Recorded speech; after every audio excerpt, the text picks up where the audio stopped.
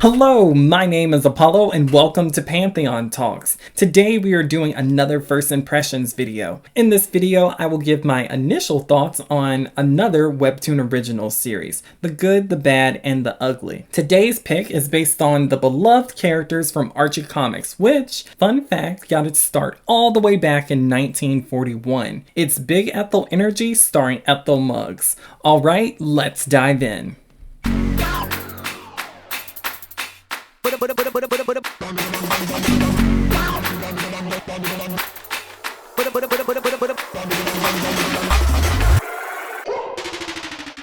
So let me get right into my thoughts. I don't know if I like this series. Everything about the story is fine. I think Carol Brown Ahmed, and I'm sorry if I mispronounced your name, is doing a fantastic job crafting the story. However, I've read and watched so many series with a similar concept that I'm not sure if this series will give me anything new. I want something deep and meaningful, something with a strong message that will affect my perspective of the situation, which if the series isn't trying to do anything different with this trope, that's completely fine. To be honest, this series probably isn't targeting me as its base audience. I do think if you're a little younger or haven't read many series with a similar premise, you're going to love this story. The flow of the story is amazing. It reads so easily like a well-written novel that you can't put down.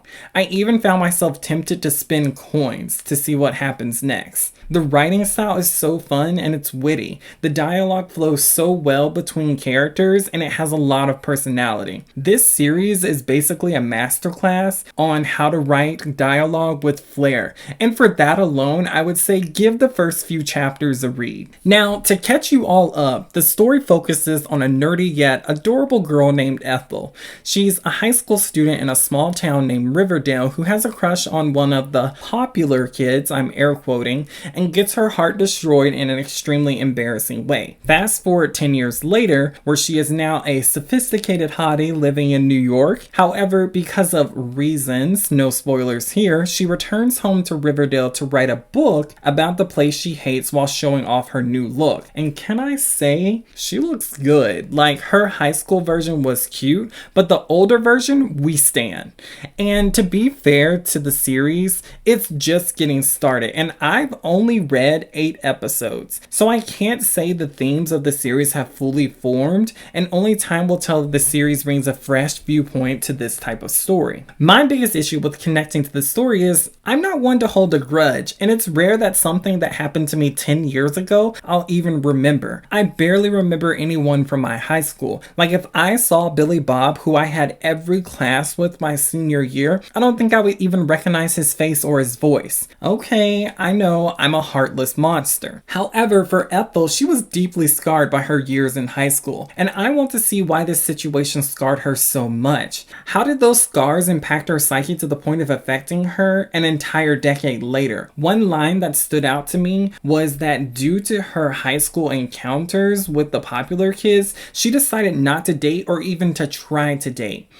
If we do the math, let's say she graduated at 17, that means homegirl is 27 and she's allowed these individuals to affect her life almost into her 30s. She's missing out on so much, possibly even true love, but she's trapped in the past. Now, reflecting on my younger years, I'll admit that at the time, things did seem so much more important. But as I got older, all those things are relatively small, which makes me feel there must be more to the story than just one embarrassing moment. As a person who has never been bullied or made fun of, at least not to my face, I want to be able to empathize with her and get where she's coming from. I want to be able to understand Ethel on an emotional level that goes beyond the surface facade that she's crafted. I do think there's a lot of undertones of deeper meaning, but I guess we'll just have to wait and see how the story develops. Now, the story does have a lot of amazing points that I do think are a lot of fun. My main interest in this series comes from the fact that it's based off of ARCHIE comic characters, and let me be honest, the art for the characters was the ultimate selling point. Before even reading the series, when I saw the artwork, I was like, yep, I'm reading that because I'm a sucker for pretty characters, no shame here. And every single character is gorgeous. Like,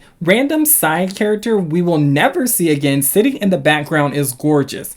These characters are top tier attractive, so if you're looking for an afternoon snack, just open up this series to any episode and let your eyes absorb the amazing art. The artist Siobhan, which in the Webtoon credits says they are in charge of ink, so I'm not sure if they did the character design solo, but looking at their IG, I feel that they did. They are an amazing artist, and although the designs for the characters and outfits are relatively simple, they are probably the best designs I've seen for Webtoon characters. All of them are similar yet unique and different while still being simple. The art style of the comic, although it has a very new feel to it, in my opinion, it still reminds me of the classic Archie comic, and I'm not sure why that is. I just can't put my finger on it. If you know what it is, then please let me know in the comments. Plus, I love that the OG cast still feels like the gang we all know and love. I'm just gonna say it, I like these designs so much more. Sorry, not sorry. Archie, Betty, and Veronica all feel as awesome as their original concepts, which is no surprise. These were the leading characters for the original series. However, Ethel, Jughead, and Moose all got major upgrades, and I'm here for it. These characters have changed over the years, and there are so many other versions of them, but nothing like these.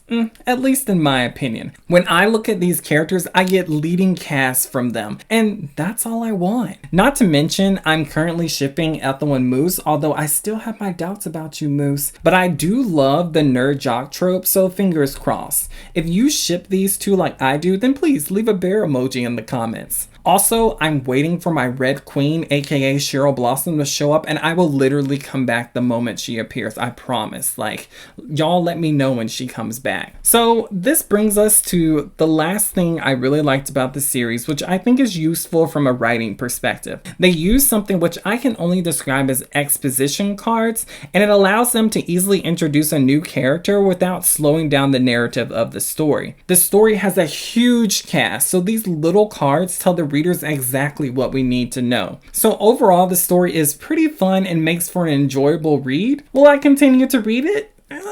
Probably. I'll most likely let a number of episodes drop, then binge read it. If y'all are interested in an update on this series, then let me know in the comments. If you're interested in reading the series for yourself, there is a link in the description. Please check out Big Ethel Energy on Webtoons and be sure to support all of the creators on their social media. Also, if you have read Big Ethel Energy, then tell us what your opinions on this webtoon are. And if you have any webtoons you'd like to hear our thoughts on, then please let us know which ones in the comments below. If you enjoyed this video, please subscribe, leave us a like, a comment, and most definitely ring the bell. We'd like to give a huge thank you and shout out to our patrons. If you would like to support us while getting some extra content we don't post on Instagram or YouTube, head on over and check out our Patreon. Be sure to follow us on all our social media accounts, link in the description. We are particularly active on Instagram, so if you want to chat with us, then feel free to pop on by. Alright, we'll catch you in the next video.